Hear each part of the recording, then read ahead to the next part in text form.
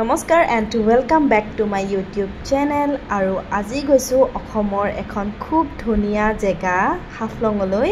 আৰু মই থাকোঁ যিহেতু শিলচৰৰ পৰা হাফলঙলৈ প্ৰায়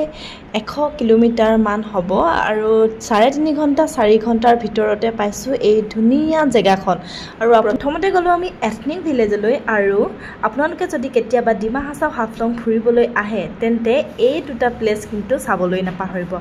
1 নম্বৰ এথনিক ভিলেজ আৰু 2 নম্বৰ য'ত আই লাভ ডিমা হাছাও বুলি লিখা থকা জেগাখন আছে তাত ফুৰাৰ সিজন বুলি ক'লে এনেই সবে প্ৰিফাৰ কৰে উইন্টাৰ সিজনটো নহয় জানো কিন্তু আমি গৈছোঁ এই গেলা গৰমত তথাপিও কিন্তু ভালে লাগিলে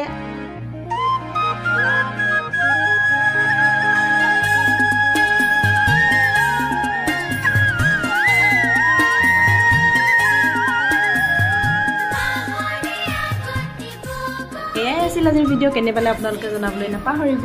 ধন্যবাদ।